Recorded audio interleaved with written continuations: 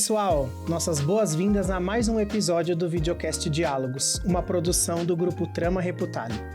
Aqui discutimos o que há de mais relevante no universo da comunicação corporativa e refletimos sobre temas como comportamento, economia, carreira e inovação. Eu sou o André Versbicas, coordenador de marketing da agência, e no episódio de hoje, muito mais do que só celebrar o mês das mulheres, vamos falar sobre um tema bastante importante, a liderança feminina. E preciso começar essa edição reconhecendo algo importante. Como homem, sei que minha posição na sociedade me coloca em uma situação de privilégio. Por isso, estou aqui hoje com muito respeito ao lado de duas mulheres que têm experiências e trajetórias incríveis para compartilhar liderança e o feminino. A minha missão é mais ouvir, falar menos e aprender com elas, e ajudar a mudar esse ambiente e essa história. Dito isso, cada vez mais as mulheres estão assumindo posições estratégicas e mostrando sua força no mundo dos negócios. Mas quais são os desafios que elas ainda enfrentam? Quais mudanças a presença feminina na liderança traz para empresas e sociedade? Fique com a gente, porque essa conversa promete ser inspiradora. No episódio de hoje, Mulheres no Comando, Desafios e Conquistas da Liderança Feminina. E para me ajudar nessa conversa, eu tenho aqui comigo a Margarete Goldenberg, CEO na Goldenberg Diversidade, gestora executiva do Movimento Mulher 360, atuante no Comitê Pacto Global Brasil, no Movimento Elas Lideram e é conselheira da Fiesp. Bem-vinda. Muito obrigada. Tenho comigo também minha colega de agência, Ana Paula Teixeira, jornalista, pós-graduada em Globalização e Cultura pela Fundação Escola de Sociologia e Política de São Paulo, mãe da Isabel, gerente do Núcleo de Relações Públicas do Grupo Trama Reputale. Bem-vinda. Obrigada por citar meu cargo mais importante aí, mãe da Isabel. Uma alegria, André, eu gosto muito do trabalho, né? Acompanho, obviamente, o que você tem feito aqui no videocast e muito honrada e feliz de estar aqui com a Margarete, principalmente. Que bom. Antes da gente começar, entrar no bate-papo mesmo, eu quero que vocês se apresentem para o público, contem um pouco da trajetória de vocês. Pode começar, Margarete? Sim. Bom, eu sou psicóloga, sou educadora, sou especialista em direitos humanos. Eu também sou mãe de 3, preciso falar, porque isso marca muito a minha vida. Só que 3 adultos, já sou vó de 4, que é a minha grande alegria dos últimos 4 anos, que o mais velho já tem 4. Isso também complementa as nossas competências, né? Enquanto mulher, enquanto liderança, enquanto pessoa. Pelo menos para mim é como se tivesse encaixado a última pecinha, sabe assim? Perfeita. Eu tenho uma longa carreira apoiando empresas a avançarem em temas relacionados a direitos humanos, né? O meu início do trabalho, eu estava contando para a Ana ali antes da gente entrar, foi numa organização social, quer dizer, eu trabalhei como psicóloga em consultório, logo teve um acidente com o Ayrton Senna e a família me pediu para auxiliar no desenho do Instituto Ayrton Senna. Eu fiquei lá alguns anos como voluntária, depois fui contratada como diretora executiva e fiquei lá durante 15 anos. Então, já atuando fortemente com a promoção da justiça social, só que com um olhar muito mais em educação e para crianças, né, mais na parcela vulnerável da população. Depois de 15 anos eu saí, estruturei a minha consultoria, que tem como foco exatamente trabalhar com as empresas no S do social, né, do ISD.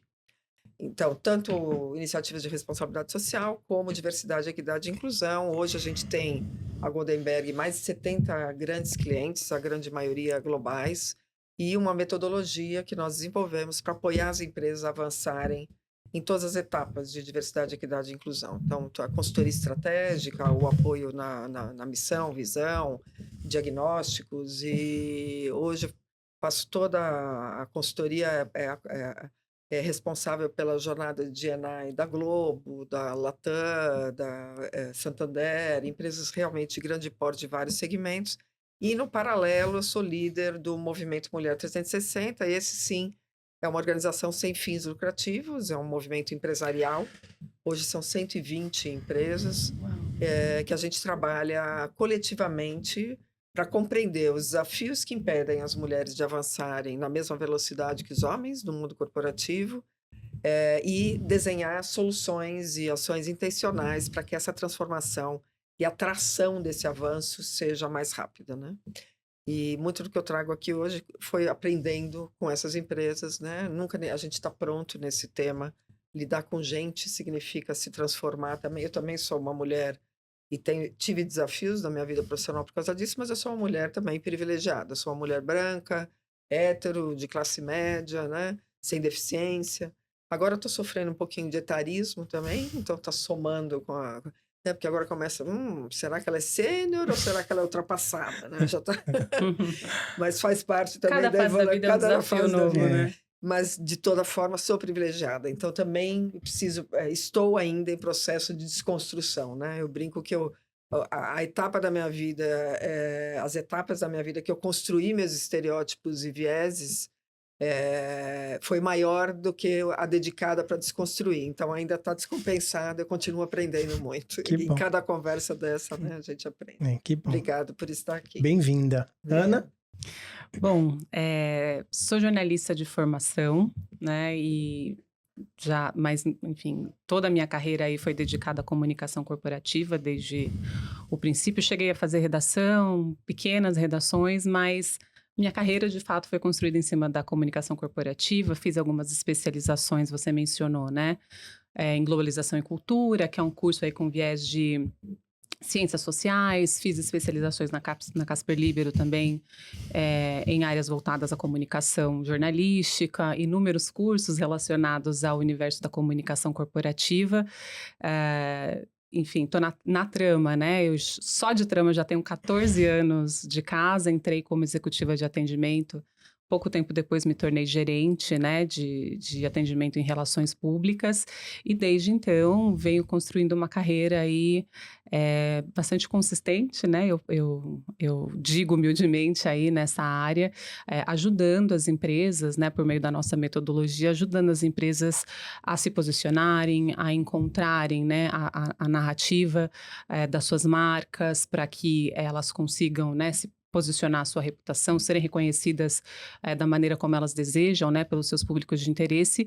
E eu acho que essa vai ser uma discussão muito legal, porque passa por tudo isso que a gente falou, né, essa reflexão que a gente propõe nas empresas, passa pela reflexão dessa temática também, né, e de outras temáticas que envolvem não apenas o negócio, o business, mas esses outros temas que impactam a percepção que as marcas têm junto aos seus públicos de interesse. Então, acho que a gente vai ter bastante coisa legal para trocar aqui nesse sentido. Bem-vinda. Obrigada. Margarete, eu comentei na abertura que as mulheres cada vez mais vêm assumindo posições estratégicas nas empresas, né, mostrando o diferencial dessa liderança feminina. No entanto, o Fórum Econômico Mundial aponta que para a gente alcançar uma equidade de gênero, a gente precisaria de 135 anos. O que, na sua opinião, ainda precisa mudar no ambiente corporativo para que essas mulheres ocupem mesmo esses espaços, e o que é mais urgente? A direção dessa evolução, eu diria que quando a gente fala mercado no Brasil, precisa tomar cuidado, porque né? Estou falando desde MEI até... Sim. Então, quando eu falo mercado, essas grandes empresas, essas 120, até 300 empresas que são benchmark no tema diversidade e equidade no Brasil, são associadas aos movimentos empresariais e pioneiras e tal, elas são as grandes empresas globais de grande porte, né? Essas são as mais avançadas no tema. A direção a seguir para que a gente tenha equidade de gênero, ela está aprendida, eu diria. Nós estamos num momento onde eu não preciso mais. Há 10 anos atrás, eu tinha que ir nas empresas conversar com os CEOs para convencê-lo de que equidade de gênero era um tema que não era de responsabilidade social ou do RH, estava central na pauta estratégica da organização. Então, eu gastava muito do meu tempo consultivo para engajar e explicar o porquê eu tenho que trabalhar com esse tema. Agora, não. Né? Nessas empresas de grande porte, elas sabem por quê. Equidade, diversidade, inclusão. A questão é o como. Nós precisamos acelerar a velocidade do avanço. Porque a gente olhando os números, nós temos avanços. E no Brasil, inclusive, bons avanços. Só que ainda é muito pouco para poder chegar à equidade. O que é ainda que a gente tem trabalhado constantemente para essa transformação? São as barreiras estruturais. Tá? A mudança de mindset ela ainda é o tema mais desafiador. Você transformar e mudar políticas e processos, políticas de contratação, de avaliação, de feedback sem vieses, de desenvolvimento, você consegue com uma ordem top-down, né? Você faz um plano ali consultivo, a líder de RH vai ali, olha, nós vamos mudar os processos, fazer isso. Mudança de mindset não tem um botãozinho, né? Você não fala, ops, para de estereotipar mulheres, né? E não olhe, não avalie, não dê oportunidades devido ao gênero, né? Isso independe de performance e tal. Isso não é uma ordem, não é mandatório, é uma transformação cultural. Então, isso é gradual. Então, para mim, para nós, né, que estamos nessa área, a questão da equidade real em todos os níveis, em todas as áreas, para as mulheres nas organizações, ainda é uma questão de barreira estrutural e cultural que está em transformação, mas que estamos avançando. Então, as empresas, o que a gente tem feito com muitos resultados? Revisando todos os processos em todas as etapas do ciclo de vida da colaboradora. Desde a atração, aonde eu estou buscando candidatos, né? Porque dependendo da área, a gente estava conversando, a área de comunicação, por exemplo, é uma área, assim como saúde e educação, Sim. que são áreas onde a concentração de mulheres é muito grande. Agora, eu trabalho com o setor automotivo, produção de aço, indústria, tem desafios imensos, né? Eu tenho que mudar o processo, aonde eu estou buscando as candidatas, o tipo de esforço, se é intencional, se é afirmativo, porque somente querer fazer as mudanças, né, achar bacana, e não intencionalmente não promover as mudanças, elas não vão sair do lugar. Eu vou continuar apresentando vagas e vão vir candidatos homens, engenheiros, candidatos homens na área automotiva e assim por diante. Então, tem que derrubar, quebrar e neutralizar os viés e preconceitos em todas as etapas do ciclo e ter olhar intencional para corrigir esses processos e políticas, né? As iniciativas de mentoria, de desenvolvimento, coaching, sponsorship, são muito necessárias, com muitos resultados muito positivos nas organizações, então a gente tem implementado com frequência. Para as mulheres avançarem, nós precisamos trazer a questão da economia do cuidado para a mesa, então assim, as empresas precisam ter horários flexíveis, ambiência para a família, nenhuma mulher deve ter que optar entre ser mãe e ser executiva, gente. Nenhum homem tem que optar entre ser pai e executivo, né? É o tipo de coisa que não é posto, né, para os homens, não é exatamente, nem não é uma questionado isso. questão, né?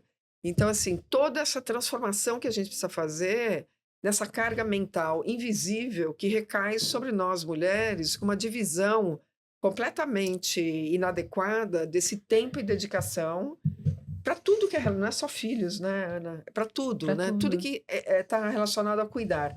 É a casa, é a alimentação, são as crianças, mas também o sogro e a sogra, a mãe e o pai, os idosos da família, são as mulheres que cuidam, né?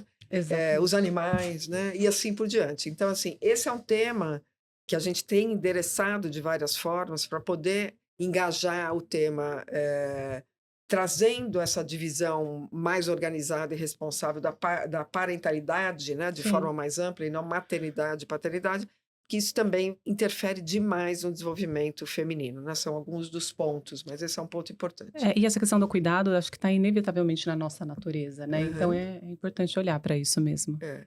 Está na nossa natureza porque deriva de um papel social pré-determinado, Exatamente. Né? E eu gosto sempre de citar, como meus filhos são adultos já, né?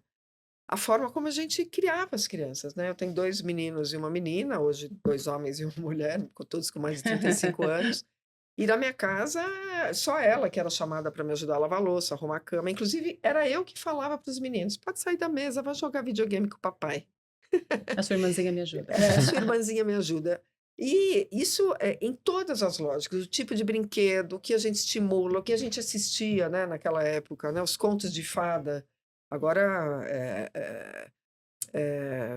Disney e Pixar vem mudando, colocando as Sim. mulheres como Sim, heroínas, sim. protagonistas. Protagonistas. Mas não era assim, né? Eu brincava que as mulheres cantavam com os passarinhos, as princesas, É, ou então comiam maçã, assim, era o máximo do é. protagonismo, É. né? No conto Hoje a de minha filha é fadas. louca pela Moana, que é ela que faz, Que acontece e é, salva, E né? as heroínas, né? Toda uma tribo ali, uma geração. E isso ainda está em transformação. Então, os casais mais Exatamente. jovens, o impacto hoje na juventude e nas crianças é muito diferente, estão muito mais empoderadas, né? Mas você continua. Outro dia entrei numa loja de brinquedo, a vendedora, fui comprar um presente para uma neta, uma vendedora me esperando na porta, né, da loja. Menino ou menina? Aí eu falei, eu preciso te contar sobre. Não, é porque os brinquedos das meninas estão aqui, e os dos meninos estão ali, né? E aí eu falei, mas eu posso comprar uma máscara de super-herói? Porque minha neta é o Capitão América, eu posso? Ou eu vou ter algum problema, assim? Vocês não Ainda vão é me vender, permitido. né? Porque assim, você já é dirigido para o mundo rosa, né? Do cuidar, né? As mamadeiras, os brinquedinhos, né? As feirinhas, as frutinhas, é isso que a gente faz. E o mundo onde você administra, onde você é o herói com as espadas, as metralhadoras, até os laptops, né? De brincadeira. Então, veja como isso é posto ainda e muito... Então, quando a gente chega na organização, que, na verdade, nós somos chamadas, né? A maior parte das vezes, quem organiza as festas de Páscoa, de Natal, de aniversário da área, quem redige as atas nas reuniões, quem serve o cafezinho para o cliente, né? Quem escreve no flipchart porque tem a letra mais bonita. Isso é um tipo de microagressão, são as tarefas domésticas, porque nós somos vistas Trazidas para o ambiente corporativo, porque nós somos vistas como cuidadoras. E a gente precisa estar atento para isso, e homens também, porque eu não acredito em vítimas e culpados, e detesto tratar esse tema, sabe, de forma mas inconscientemente, com certeza, não intencionalmente, por isso que a gente precisa falar sobre isso, porque todos os homens que estão aqui, a próxima vez numa reunião, vão pensar, opa, deixa eu pedir para o João fazer a ata, porque eu já pedi para a Maria 3 vezes. A gente precisa estar consciente disso, porque está impregnado, né? E nós mesmos falar, olha, hoje não, hoje eu não vou escrever a ata, Exatamente. porque, né, hoje eu vou apresentar aqui Exatamente. um tema importante, alguém se oferece? Porque tem uma forma também de você se colocar sem necessariamente haver uma agressividade, Conflito, né? sem haver conflito, embate, como você está falando, né? Eu acho que uma vez que você se empodera desse papel também, né? Que é gradual. Exatamente. Né? Por isso que a gente precisa ajudar umas às outras, né? Que é um outro tema importante, que é a sororidade, né? Nós mulheres, homens como aliados desse tema. Só que para isso eu tenho levantado muito a bandeira da gente parar de tratar o tema de equidade de gênero como um tema de mulheres, para mulheres, onde só mulheres ganham, né? Porque a percepção, e tem muito gestor que no final do workshop vem falar comigo, mas Margarete, isso significa que agora aqui só mulher vai ter chance na empresa de ser promovida, de ter espaço e tal. A gente que é homem já era, né? Não é visto como um jogo de ganha-ganha. Esse, para mim, é o maior problema do tema. Assim como todos os outros. Porque não sensibiliza, né? Não sensibiliza e, assim, o que eu escuto, eu gosto muito eu coleciono frases no mundo corporativo, né? Vou escrever um livro sem autoria para não perder todos os clientes. Mas, assim, eu acho muito interessante. Eu sou psicóloga de formação, eu gosto de entender o que está na cabeça do outro, porque essa vai ser a forma de eu trazê-lo para a reflexão, né? E um deles me falou, me encontrou no evento e veio todo feliz, né? Eles vêm, ai, Margarete, você sabe, a minha empresa X, ela está avançando muito em equidade e tal, a gente está bem feliz, eu agora sou aliado das mulheres, porque, sabe, eu entendo esses problemas todos de vocês, né? Os problemas das mulheres que vocês têm, né? Do espaço, e eu quero ajudar o problema de... Ele falou 3 vezes o problema de vocês. O problema e exatamente isso, né? Equidade de gênero não é um problema de mulheres, gente. Na verdade, a gente precisa falar um pouquinho mais sobre o que equidade de gênero promove de mudanças positivas para homens, para o negócio, para a reputação, para os resultados de negócio, para você ser melhor líder se você é um homem, para você ser um melhor parceiro, melhor pai, melhor humano, né? Equidade de gênero é um jogo de ganha-ganha para mulheres, homens, sociedade. É justo, é legal, é moral e é um imperativo econômico, né? Então a gente precisa ampliar essa conversa para não ficar uma conversa de menina, sabe? Concordo plenamente. Ana, eu quero puxar um gancho aqui de sororidade que a Margarete trouxe para dizer que a agência embora seja a empresa da área da comunicação que já naturalmente tem muitas mulheres, é uma empresa, uma agência já avançada nesse aspecto, né, da inclusão de mulheres. A gente tem uma CEO na liderança da agência, 67% dos cargos de média liderança ocupados por mulheres, você é uma delas nessa posição. Quando você olha para a sua trajetória nesse lugar, né, que você se construiu líder provavelmente nesse lugar, Sim. Quais que foram os momentos marcantes e o que esse ambiente te ajudou a quebrar barreiras, a fazer você chegar onde você está e para o futuro? Até falava com a Margarete um pouco antes da gente começar, que eu parto de um lugar privilegiado mesmo, né? Nessa discussão, até falando do nosso setor, né? O nosso setor é um setor em que essa questão é muito promissora, né? Falando das mulheres, a gente tem aí, acho que segundo o último dado da ABERT sobre isso, 69% de liderança feminina, né, no setor, enquanto no Brasil, se eu não me engano, é coisa de 39%. Então, é um setor que, de fato, é mais feminino, ele é mais aberto, né, para essa contribuição que as mulheres têm para a área. Mas e na Trama, especificamente, enfim, acho que você já falou bastante, a gente é uma empresa essencialmente feminina, né? Somos fundadas por uma mulher, temos sócias diretoras que são mulheres, mas tem muito também do que a Margarete falou, um pouco da questão da intencionalidade. A despeito de tudo isso, há intencionalidade em tudo que a gente faz, no sentido de que há uma visão para isso nos processos seletivos, porque a gente não pode achar só que a coisa é orgânica, né? Que ela se faz, né? Porque hoje, por exemplo, eu estou na agência há 14 anos, então eu vi muita coisa, como você disse, eu cresci aqui, né? Eu entrei na Trama como executiva de atendimento, né? E um ano depois cheguei ao cargo de gerente, porque é isso, acompanhei também um processo aí de crescimento contínuo da empresa que acontece até hoje e que foi, né, até por uma cultura interna que vai abrindo espaço para as mulheres que já estão lá dentro, para as pessoas que já estão lá dentro, e o fato de a gente ter, né, um volume de mulheres muito grande, 76% dos colaboradores são mulheres, a gente acaba levando as pessoas que estão ali a alçar, né, a ascenderem profissionalmente, foi o que aconteceu comigo. Mas eu acho legal que existe uma intencionalidade também, então nos nossos processos seletivos existe, né, um olhar para isso, para que haja, né, representatividade, para que haja mulheres, e internamente tem essa questão de privilegiar quem está ali para as promoções, né, para os cargos mais altos que a gente acaba tendo vaga aberta. Então, tudo isso faz com que a coisa não aconteça só no cheiro, né, só do jeito orgânico, faz com que, de fato, a gente consiga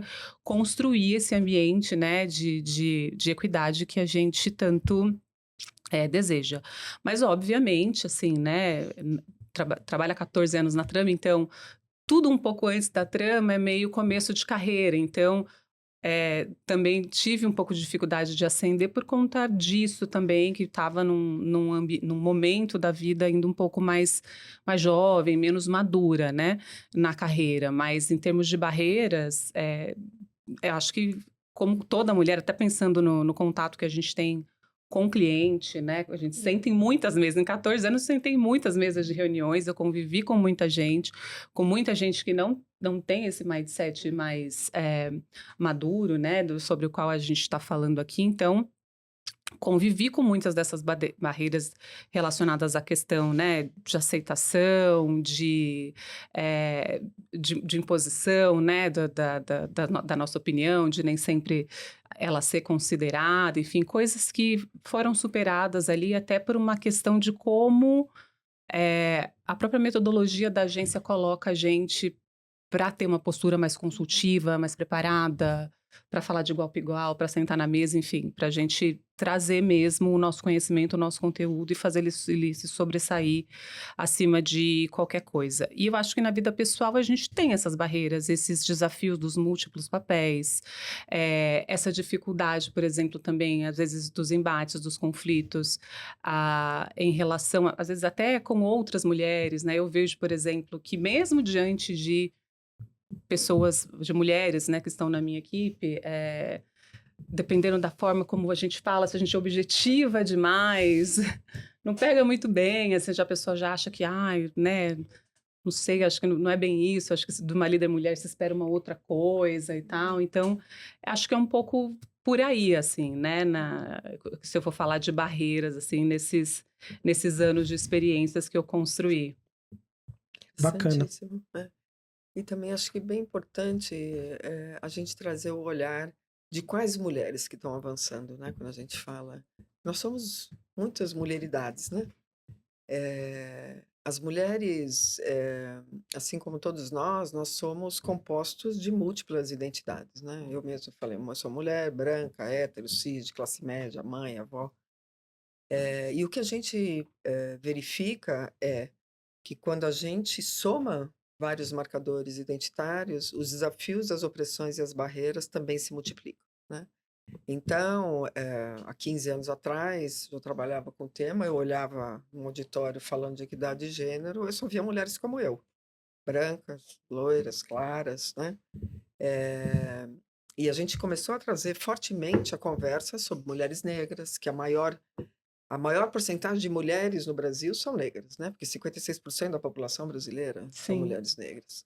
Não dá mais para falar que não são qualificadas. Esse era um papo antigo, que tem muita gente desinformada ainda, mas que foi superado com a política de cotas nas universidades. Hoje, as mulheres negras são o maior número de estudantes nas universidades, mais do que mulheres brancas e mais do que homens brancos, tá? Onde elas estão no mundo corporativo? Elas estão chegando lá, cada vez mais. A gente está vendo, porque tem políticas intencionais e práticas intencionais para buscá-las e desenvolver, mas ainda muito em cargos de entrada. As mulheres, em geral, estão em cargos de entrada, né? Nós somos maioria formadas nas universidades desde 1985, 58% dos formandos todo ano são mulheres. Nós somos maioria em cargos de entrada, assistentes, analistas, estagiários, trainees, até coordenação, 56% no mercado brasileiro. E quando você vai para o próximo cargo, que é de gerente de diretoria, né, na escada corporativa, quebra isso pela metade, 25% mulheres, 75% homens, né? A curva se inverte.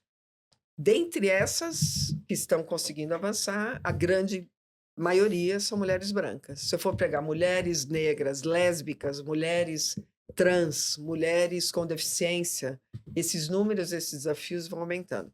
Então, essa é uma conversa que a gente precisa levar para as empresas, porque quando me falam, nós já estamos com 50 e tantos % de mulheres na empresa, eu gosto sempre de perguntar quais mulheres E em que cargo? em quais cargos e áreas. Por quê? Porque nas grandes corporações, nós estamos concentradas nas áreas de apoio.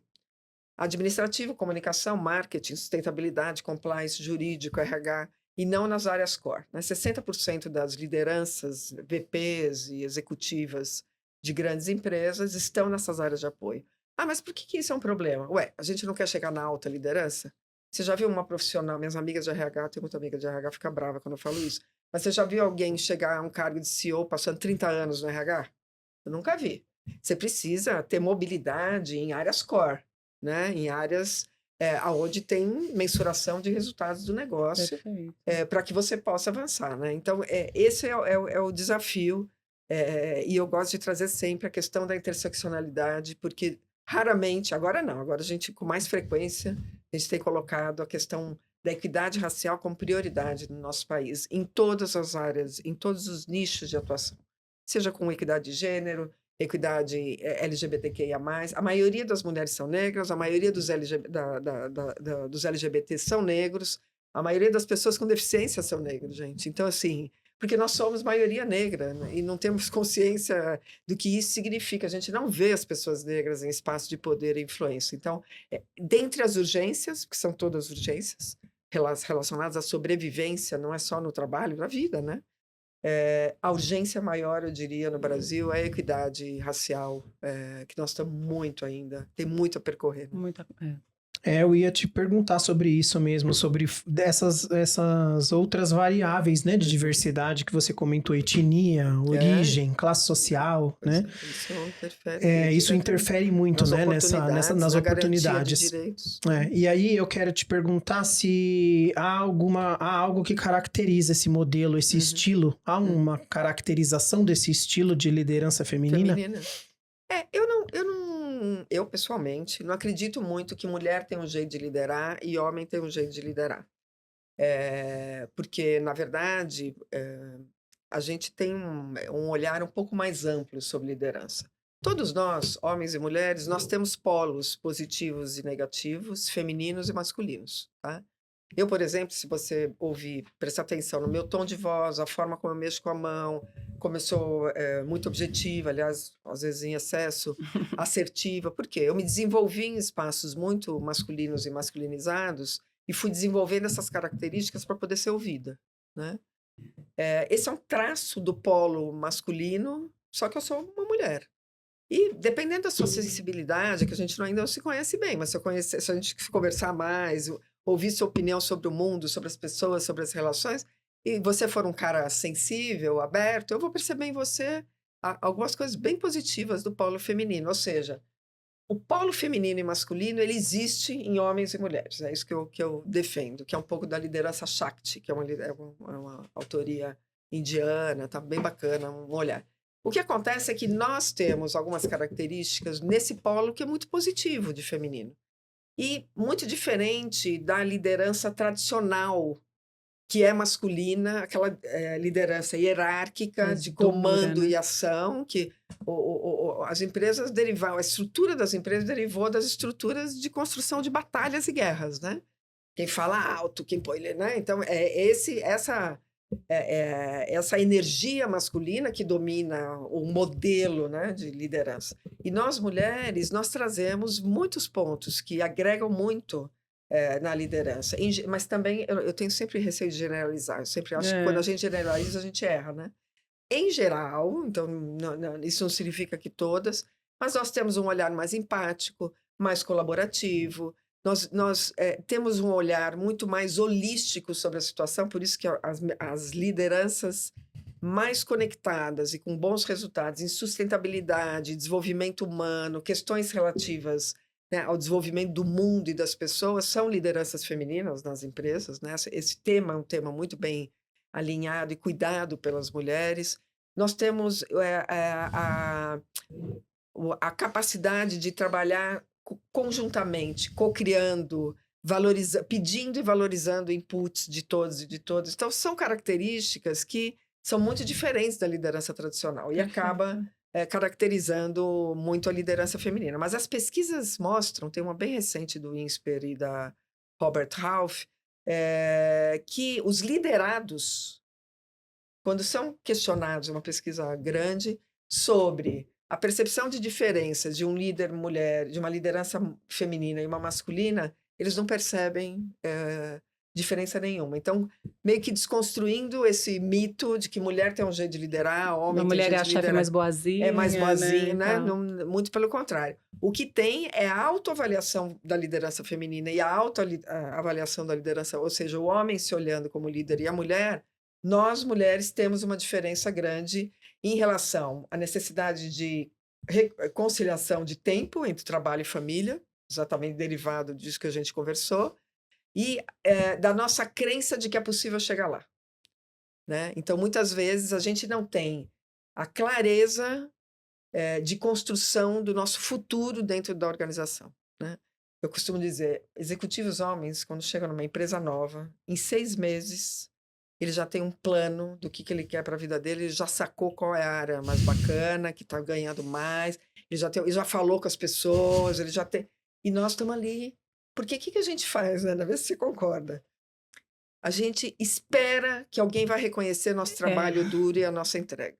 E eu falo, mulherada, ninguém vai perceber. A gente tem que falar sobre as nossas competências e qualidades, né? Tanto no trabalho quanto em casa, né? Quando eu converso com mães, não, mas ele vê que eu estou exausta, que eu estou triste, que eu estou cansada, e ele não faz nada. Eu falo, ele não vê, amiga, ou você fala. Exatamente, porque, com todas as letras.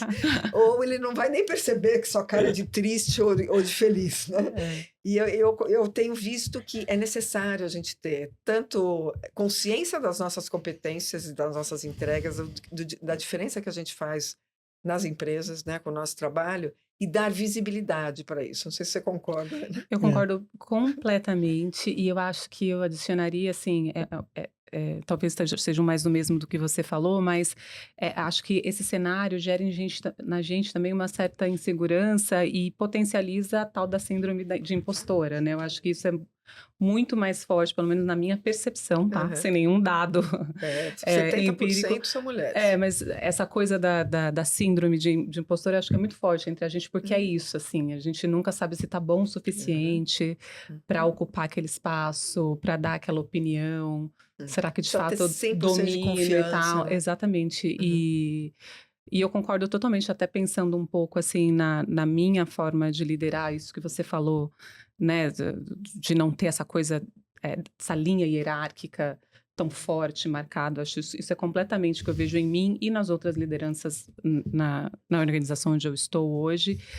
E essa questão da colaboração também, eu acho que é um traço muito forte, pelo menos na minha liderança e nas pessoas, nas colegas que estão comigo hoje liderando lá na Trama. Eu acho que todas têm, cada uma tem uma característica específica, mas eu acho que essa coisa de chamar para construir junto, sabe, de pensar junto, não é uma coisa assim, fulana, você vai e faz. Fulana, como você acha que a gente pode fazer isso melhor, né? Você está na ponta com o cliente, você está na ponta com o jornalista, né? No caso, quando a gente está falando de projetos de RP, de assessoria de imprensa, vamos construir o melhor caminho juntos. Eu acho que isso é um traço muito nosso e que, no meu caso, a gente precisa estar muito compatível, porque, enfim, a maioria dos meus liderados, né, das minhas lideradas são mulheres, né? São colegas que estão comigo, então acho que para elas faz sentido que a gente converse esteja nessa mesma página, sabe? Nesse sentido.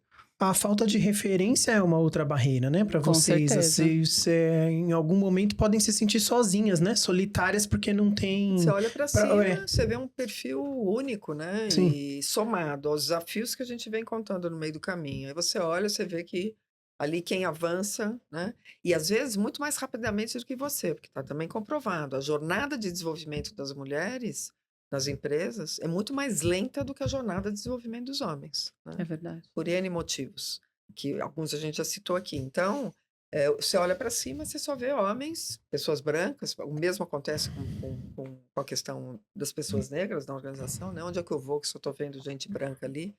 Então, essa representatividade, ela é fundamental para que a gente possa se ver, ter role models, né?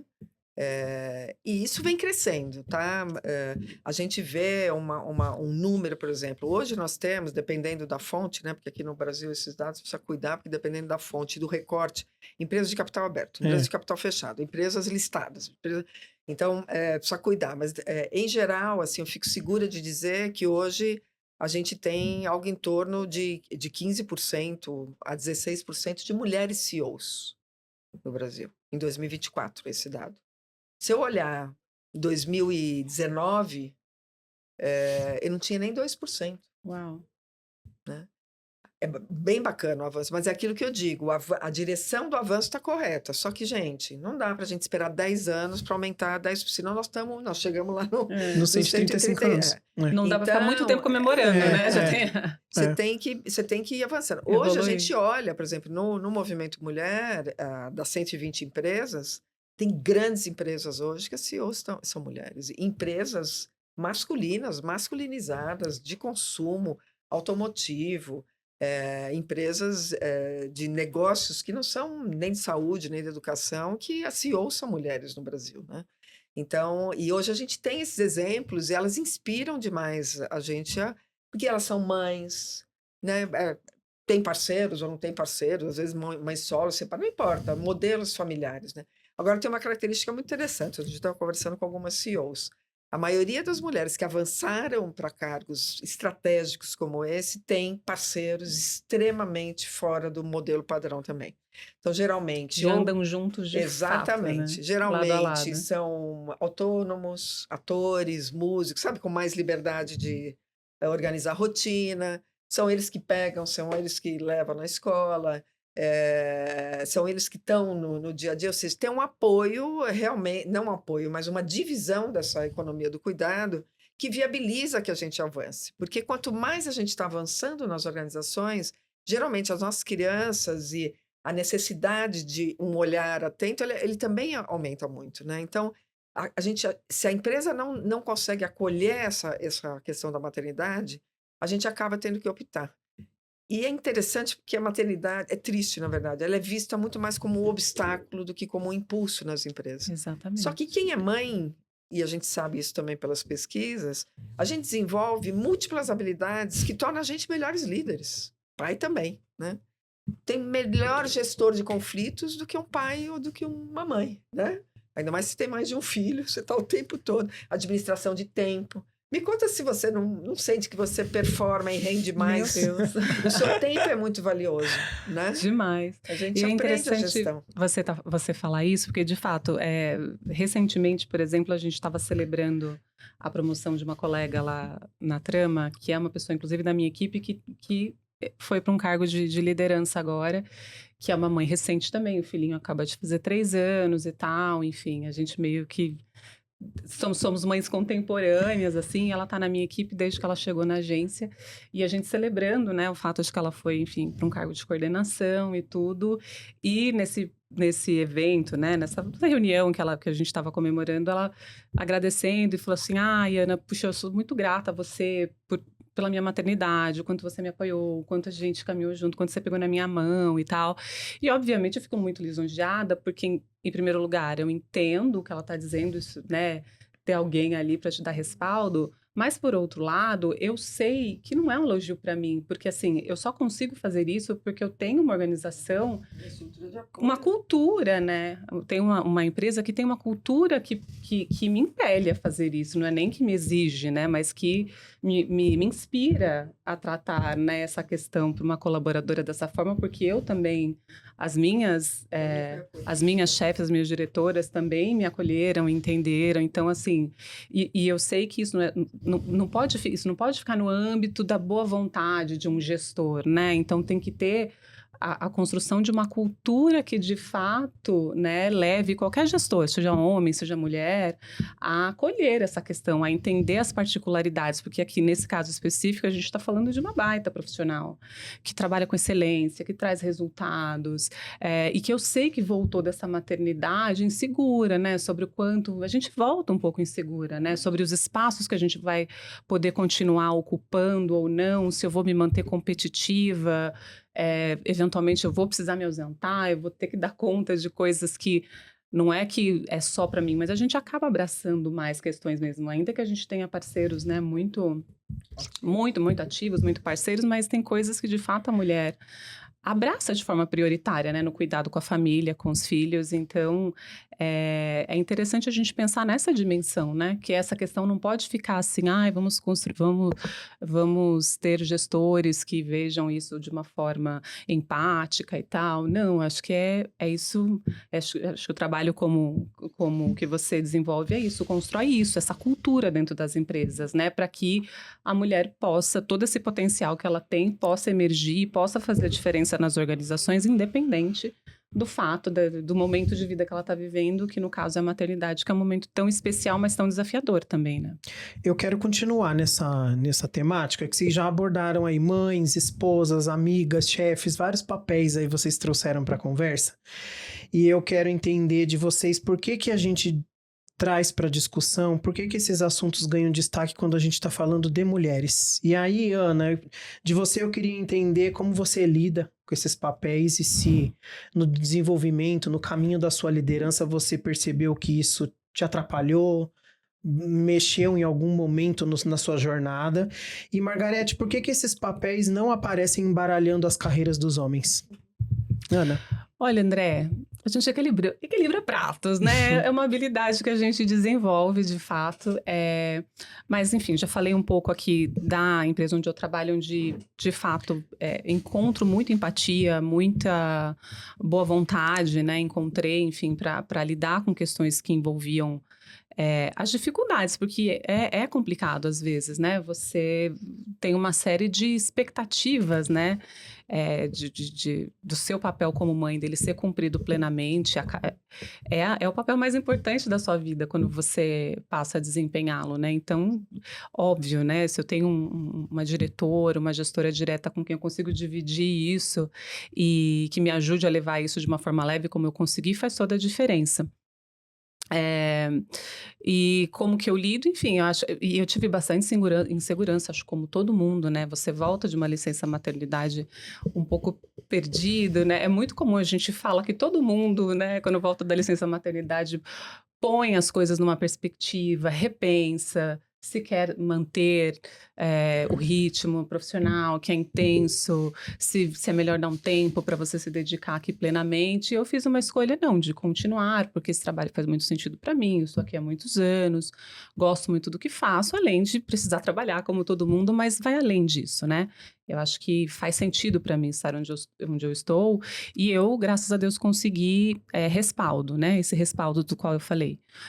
Mas tive muita insegurança, né? Na volta de, será que eu vou conseguir me manter competitiva? Porque é isso, você tem menos tempo para estudar, você tem menos tempo para fazer. Quando a minha filha era pequenininha, assim, eu tinha acabado de voltar de licença, eu me aventurei a fazer uma pós-graduação. Não consegui, tranquei. Falei, não dá agora, né? Porque A gente não dorme, né? Não dá para pensar e as durante o coisas. dia eu tinha que contar com apoio, né, para cuidarem dela. Então à noite, né, não queria à noite também ficar longe dela. Eu acho que então eu tive que equilibrar um pouco também o meu ritmo, né? A minha expectativa de render, De de Mulher fazer Maravilha, de né? Que Mulher é outra Maravilha, de característica. fazer, não tem como, assim, né? Especialmente nos primeiros anos da criança, acho que você tem que Uhum. equilibrar melhor as coisas para você conseguir fazer tudo da melhor forma possível, assim, plenamente, né? A gente está Uhum. sempre, eu falo por mim, eu tô sempre com uma sensação de que aqui eu poderia ter feito mais, ali eu poderia ter feito mais, mas com uma plena Uhum. certeza de que É coloquei o possível. melhor em tudo que pude, É. sabe? E acho que assim. E vai ficando um pouco mais simples na medida que, né, os filhos crescem e tudo mais. Eu acho que. E isso eu tô falando também, né, de um casamento em que eu tenho uma parceria muito boa e tudo mais, mas que a gente acaba tomando muito à frente de algumas coisas relacionadas à casa, à família, aos cuidados, como a Margarete está falando. Eu me vejo muito no que você está falando, assim, Margarete. Ótimo. É assim, só para complementar, né? Para trazer um complemento para esse olhar que nós estamos tendo. E nós ainda, que não somos, que somos de uma classe média, a gente tem a condição de ter uma estrutura de apoio em casa, que isso eu acho importante a gente levantar, Perfeita. que são outras mulheres, geralmente negras, inclusive, muito mais vulneráveis. Eu, pelo menos, tenho 2 ou 3 marcantes na minha vida dos meus filhos. Eu só cheguei onde eu cheguei porque elas existiram, Uhum. né? E que deixaram os filhos delas de outras formas, muito menos cuidadosa, né? Com vizinha, às vezes criança com criança, para poder cuidar dos nossos filhos. E essa é a realidade do Brasil maior. A nossa realidade é do Brasil menor, privilegiado, né? É A verdade. realidade do Brasil maior são que mais de 60 e tantos por cento dos lares no Brasil é sustentado por mulheres solos. Como que dá para dizer que a gente não é competente e resiliente? Se a gente que está sustentando a É. maioria dos lares, né? Verdade. Mães solteiras, mães que os parceiros foram abandonados. Então, sempre que a gente fala da equidade de gênero, ou de qualquer aspecto relacionado à justiça social, inclusão, diversidade, a gente tem que pôr a cabecinha, sabe, para fora da nossa bolha, porque é muito tentador, né? Os espaços onde a gente vai, você falou de reuniões e tal, é o espaço que eu vivo em corporações, né? É verdade. Que é um espaço onde essas mulheres que estão lá é o pico da nossa pirâmide, né? As mulheres mesmo brasileiras, resilientes, elas estão em outros lugares, com outros direitos não garantidos e tudo mais. Só para complementar, a gente ter essa luzinha Sim. aqui para pensar em todos. Respondendo a sua pergunta, por que esses papéis, né, não passam? Você usou uma frase legal que você falou de Não baralho, embaralham a carreira dos dos homens. homens. É. Porque esses papéis não estão dados para eles. E eu vou agora trazer uma outra perspectiva. Eu sempre brinco que às vezes eu levo. Como eu sou um pouco questionadora e questiono algumas coisas que são meio status quo, eu levo uns tomates, às vezes, quando eu falo algumas coisas. Porque eu também sou extremamente empática, não só por mulheres, pessoas negras, pessoas com deficiência e LGBT, ou seja, os grupos minorizados, mas eu também tenho muita empatia por homens brancos, héteros, cis, que muitas vezes são vistos como vilões dessa conversa. Perfeito. Por quê? Porque eu acredito que eles são frutos também dessa sociedade patriarcal, que se Sim. fala pouco sobre Sim. isso, né? Assim como as menininhas, a gente falava, cruza a perninha, não fala com estranho, fica quietinha, dá a mãozinha. Os meninos, eu escutava meu pai falando com um irmão que eu tive, que é falecido, Você levou um tapa quando você voltou reclamando da escola. Levou um tapa. Amanhã você vai lá e dá 2. Ele te bateu, você chorou, eu quero que você faça ele chorar o dobro. Era violência instigada. Os meninos, a gente criou esses garotos para serem durões, não mostrar sua vulnerabilidade, a vulnerabilidade, não chorar, não ajudar. Não entra na cozinha, isso aí é coisa de mulher. Larga a boneca da sua irmã. Banhinho, né? Em boneca, que brinca, tira daqui, vem aqui, brinca com o carrinho, vai chutar bola, vai se machucar, não chora. Esse garoto que nós criamos, hoje é esse homem líder que está nas empresas, né? Que não pode ser vulnerável, que a maior taxa de suicídio, de acordo com a OMS, que não procura saúde, nem física, nem mental, nem apoio psicológico, que não conversa com seus amigos sobre as suas vulnerabilidades, porque nós mulheres, quando a gente se encontra, a gente fala da cabeleireira nova, do botox, mas a gente conta das nossas angústias, dos nossos medos como mãe, das nossas relações. Tem uma rede de apoio, tem uma rede de apoio. Vocês não, vocês conversam sobre superficialidade, futebol, mulheres, economia, né? É difícil, de novo, não vamos generalizar, mas é difícil homens sentarem num grupo do chopp, do futebol, do golfe, e falar sobre suas vulnerabilidades. E aí a gente cria o que eu chamo o conceito de masculinidade tóxica, que é isso que nós também precisamos derrubar. Porque isso está fazendo mal para os homens, para as mulheres, para os seus parceiros, né?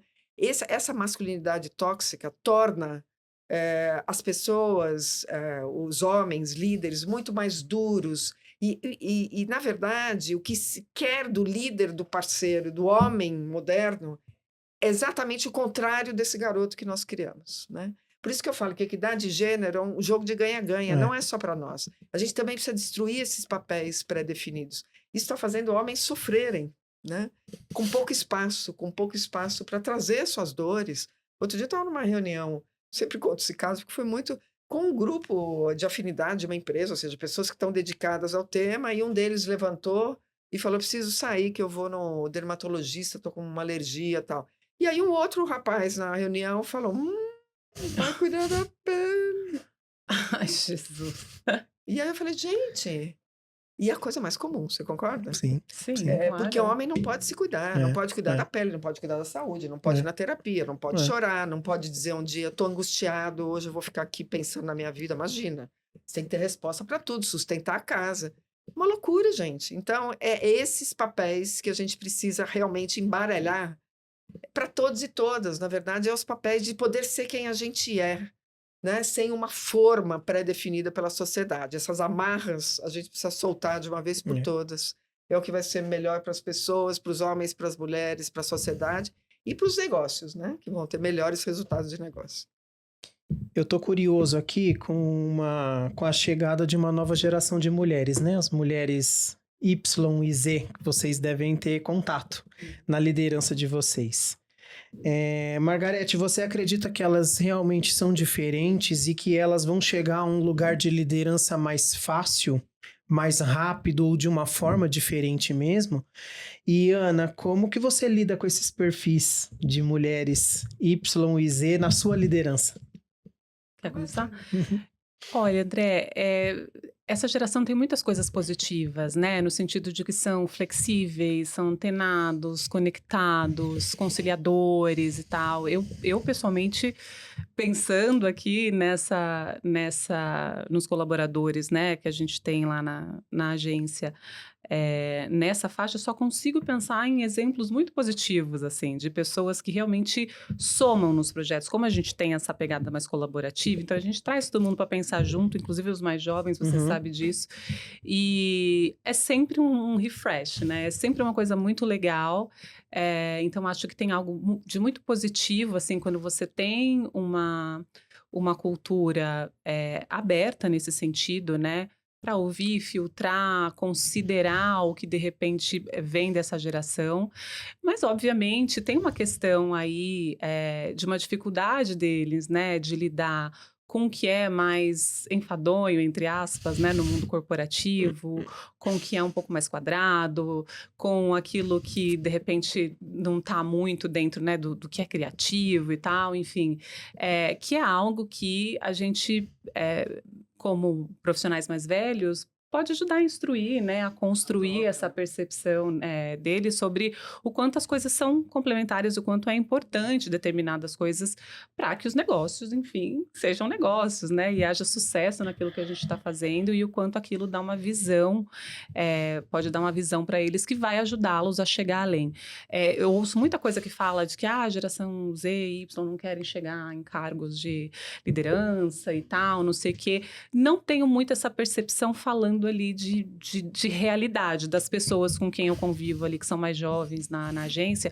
Eu acho que é gente que está muito afim de chegar, sabe, em algum lugar, de construir carreira, de chegar, assim, à liderança. E gente com muito potencial para isso, né? Até dando um spoiler pro pessoal da agência em relação à minha percepção. Mas eu vejo mesmo, muita gente valorosa que eu acho que vão ser, assim, daqui a alguns anos, grandes profissionais. Então, assim, eu pessoalmente não tenho essa percepção, mas é óbvio que existe uma parcela ali dessa geração que tem essa dificuldade de lidar com essas questões ali mais que eles consideram mais chatinhas, né, do mundo corporativo. Mas eu penso que é tudo uma questão de você conseguir construir um ambiente, sabe, para você conseguir absorver o melhor, sabe? De cada um, do que cada um tem para contribuir, para construir, para fazer daquele ambiente um ambiente verdadeiramente diverso, porque diversidade tem a ver com isso também, né? Com você manter os seus ouvidos abertos para o novo, para aquilo que de repente te incomoda um pouco, né? E muitas coisas que às vezes veio, eu falo, misericórdia, mas o pessoal tem umas ideias muito malucas e tal, não sei o quê, e às vezes se viabilizam, às vezes não, mas a gente até, se a gente quer de fato, né, construir um ambiente inovador, acho que a gente precisa estar aberto para isso, e não tem como não considerar, né, as novas gerações nesse processo. O caminho vai ser diferente dessa geração? O que você vejo, percebe? Assim, de fato, as mulheres mais jovens, elas foram impactadas por outras realidades, né? Sim. Então, quando elas chegam nas empresas, elas estão muito mais conectadas, muito mais conscientes dos seus direitos, muito mais empoderadas, sabendo dar nome, isso né? mesmo. Eu me lembro, aos 25 anos, como eu disse, sempre trabalhei em empresas muito masculinas, com muitos homens. Eu tinha um chefe, não era nem líder, era um chefe, extremamente assediador comigo, e eu não tinha ideia o que era assédio, a palavra assédio. E isso não era nem discutido e nem conversado entre as mulheres. Então, eu achava que esse era um problema da Margarete. E eu fazia uma autocrítica. Olha como a gente sofria muito mais. Eu ia para casa pensando, será que ele achou que eu dei bola? Será que minha saia estava curta? Será que minha blusa estava decotada? Será que eu toquei nele e não percebi? Gente, que vulgar. Preciso prestar atenção. E eu não conversava. Eu achava que esse problema era meu. Hoje, não. Você tem uma atitude de assediar numa empresa... São 2 tempos, né? Tanto que cresceram em mais de 30% as ações trabalhistas relacionadas a assédio, racismo e homofobia no Brasil de 2023 para 2024. Então, assim, as mulheres estão mais conscientes dos seus direitos, elas estão se posicionam muito mais com facilmente. muito mais clareza. Elas estão... e isso vai acabar refletindo em algumas coisas dentro da organização. Então, quando elas chegam na organização, elas não vão mais se conformar é assim que funciona aqui. Exatamente. Tá? São não mais existe questionadoras. assim que funciona. Né? Porque elas estão também... são muito mais questionadoras e vão trazer o que... E se você quer a geração Y e a gente quer diversidade, para ter diversidade cognitiva, que foi isso que a Ana falou, isso, é esse elemento que leva à inovação, a melhor reputação, melhores resultados. Não adianta ter a diversidade e não ouvir a diversidade e valorizar. Então, o que a gente vai fazer com essa informação? E também tem um dado das mulheres mais jovens, que assim, não tem mais aquela coisa, eu vou chegar lá a qualquer custo. Exatamente. Se você vê diretoras, por exemplo, como eu falei, eu atendo muito o setor automotivo, existem diretoras que estão há 40 anos em grandes marcas, não vou citar o nome, do setor automotivo, que abriram mão da vida. Não casaram, não têm filhos. E falam isso até outro dia, eu estava numa mesa, num debate, eu não sabia nem como agir, porque ela estava falando disso com o maior orgulho. Que ela chegou lá, porque ela... E eu estava... As mulheres mais jovens não querem isso. Elas querem propósito, elas querem qualidade de vida, equilíbrio, né? Então, elas vão passar a mover essa pauta com muito mais facilidade internamente. Agora, se isso vai acelerar a chegada delas na liderança, eu não sei, mas vai acelerar as transformações. Nas empresas. Com certeza. Eu acho Legal. que isso é uma coisa legal que você trouxe, porque essas pesquisas falam muito disso, né? É que eles não querem chegar a cargo de liderança porque eles não estão dispostos a abrir mão da qualidade de vida, eles valorizam a qualidade de vida, o tempo, o propósito, etc e tal. Mas é um pouco assim, né? Eu acho que hoje eu vejo mais essa galera mais jovem achando que é possível ter o melhor das duas coisas. Pelo menos a percepção que eu tenho é que eles sabem que é possível. Óbvio, não é fácil, né? É uma construção, é um caminho, depende muito de onde você está, das oportunidades que te aparecerem, que você mesma construir, mas é possível, né? E eu acho que essa geração, a percepção que eu tenho é que eles veem que é possível sim e que eles não estão dispostos de abrir mão disso, de tentar construir isso. A gente já tá chegando ao fim do episódio, mais um videocast aí terminando, mas para encerrar eu queria perguntar para vocês duas, queria que vocês refletissem aí pensando, pegando o gancho aí desse futuro, né, do futuro das novas gerações de mulheres líderes, o que vocês gostariam assim que fossem lembrados, se vocês pudessem olhar para o legado de vocês, para a carreira, o que é bacana de destacar que poderia ser valorizado por essas novas gerações? Margarete? Posso começar. Olha, eu acho que eu não pensei muito. A gente vai vivendo e vai entregando o melhor, né? Outro dia me perguntaram como você construiu essa reputação com tanta credibilidade, bababá. Ela queria saber o meu processo de construção de reputação pessoal. Eu estava trabalhando e fazendo o meu melhor. Agora, se eu estava sendo percebida, eu não tenho um processo de construção. Essa coisa. Achei engraçado o jeito que ela me perguntou. Eu falei, eu tinha que ter um plano de construção. Para mim, o objetivo era fazer o melhor e entregar sempre algo que faça diferença para o outro. Nesse processo, né, quem estava me observando foi construindo. E o legado que eu quero deixar é assim, da gente não se importar, né? Nunca deixar de se importar com os desequilíbrios e as injustiças do mundo, sabe? Eu acho que essa capacidade do humano, né, que foi o que desde a minha adolescência, né, pra você ter uma ideia, eu era voluntária na FEBEM aos 13 anos. Aí você fala, nossa, mas você falou que era branca, privilegiada, onde? Exatamente, o contraste era muito forte para mim, que eu tinha e por onde eu passava que eu não via. E todo o meu estudo e meu trabalho foi em função disso. Eu acho que essa dimensão do ser humano, e às vezes eu fico preocupada, porque eu acho que ela está se esvaindo. Essa possibilidade do ser humano de olhar para o outro e falar, poxa, isso não tá correto, essas duas balanças. Por que eu, com esse esforço, eu tenho essa oportunidade, eu chego lá, e outra pessoa de outra cor, ou que nasceu em outro bairro, não tem essa oportunidade? E a segunda pergunta, o que eu, que estou aqui, posso fazer para trazer equidade? Porque, gente, uma sociedade justa, ela é necessária para todos e todos serem realizados, felizes e os negócios darem certo, né? Uma sociedade que não dá certo, não tem empresa que dê certo numa sociedade que não dá certo. E aí, nós estamos vendo em várias partes do mundo o que acontece quando a gente não tem empatia e se conecta com as emoções e com a vivência dos outros e não sabe sentar numa mesa para conversar e trazer opiniões, né, numa comunicação não violenta, diferentes e chegar num acordo. As pessoas morrem e são mortas, e são torturadas, e são estupradas. Você liga o jornal no final da noite, eu, pelo menos, eu não durmo. Eu tenho que assistir, sei lá, tenho que ler um livro de romance para poder... É desesperador, porque, gente, como pode matar tanta gente porque não consegue sentar numa mesa, né, para desenhar esse pedacinho de terra é seu, esse aqui é meu.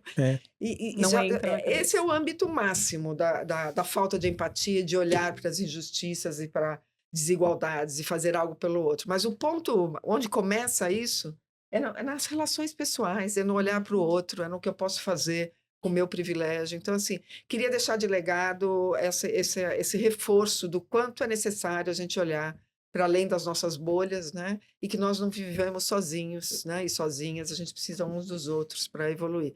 Acho que esse é o legado que eu construí, que eu queria que fosse percebido, né? Que bom, Ana. Uau, tanta coisa, né, que a gente poderia falar nessa reflexão final, mas eu pensando assim na minha trajetória, o que eu desejaria, né, para um futuro aí relacionado a esse tema, eu acho que que haja uma representatividade que gere segurança, sabe, para construir, para que as pessoas, as mulheres possam construir, né, as suas trajetórias. Falando de mim, Acho que isso vem desde a minha mãe. Minha mãe não foi líder em empresa nenhuma, mas foi uma pessoa que fez a vida, assim, né? Sem muito estudo, vindo de uma família paupérrima lá, da roça de Minas Gerais, ela construiu, ela se fez sozinha, né? E eu trouxe isso um pouco também para uma outra realidade completamente diferente, né? Com faculdade, com estudo, com tudo que ela e meu pai me proporcionaram. Mas eu trouxe um pouco isso, assim, né? De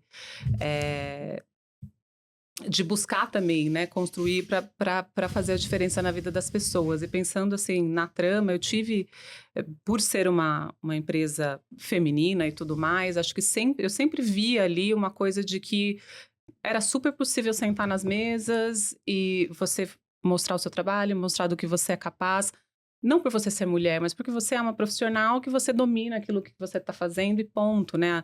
A gente tem uma visão na empresa que é ser visto como um parceiro estratégico, né? A nossa visão corporativa. Ou seja, né, de todo mundo lá, até de quando eu era atendimento, é cobrado não, é esperado que o seu cliente te veja como um parceiro estratégico, né? Então, que você tenha postura consultiva, que você faça a diferença numa reunião. E para isso, você precisa se preparar. Você precisa correr atrás, você precisa estudar o cliente, você precisa estudar a área, você precisa estudar o setor. E eu vendo, né, as diretoras, as líderes que estavam comigo neste processo fazendo isso e dominando reuniões e sendo respeitadas, eu vi que é isso, e que o caminho é esse. Você vai, você se especializa, você aprende e tudo mais, e ali, com esse espírito, né, de ser respeitada pelo que você conhece, pelo que você tem para contribuir com aquela empresa, é que eu fui construindo, né, o meu trabalho, a minha carreira, e eu acho que muito disso é porque eu me inspirei em muitas outras pessoas, né? Então, essa questão da representatividade eu acho muito importante. Me inspirei na minha mãe, me inspirei nessas diretoras com quem convivo há 14 anos, com quem aprendi, né? Que não por ser mulher você vai chegar numa reunião e vai mostrar tudo que você sabe, mas porque você é uma ótima profissional, você tem o que mostrar, e se esse cliente está te contratando, é porque você tem o know-how que ele precisa, então chega, faça, mostre o seu melhor e ponto. Mas eu acho que esse ambiente de representatividade delas dá muita segurança, né? Então, o que eu desejo é que todas as pessoas possam encontrar também um ambiente em que elas se sintam seguras para isso, né? Para desenvolver o seu melhor. Que bom. Obrigado vocês pela presença, por ensinarem tanto. Aprendi muito aqui hoje. Vou sair transformado. Eu também. E obrigado, viu, pela presença de vocês. E assim encerramos mais um episódio do Videocast Diálogos. Se você gostou do episódio, não esqueça de nos seguir no nosso canal do YouTube, @Trama Comunicação. Ative as notificações para você acompanhar todas as nossas edições. Você também pode ouvir o Diálogos na sua plataforma de áudio preferida. Agradeço a sua companhia e até a próxima.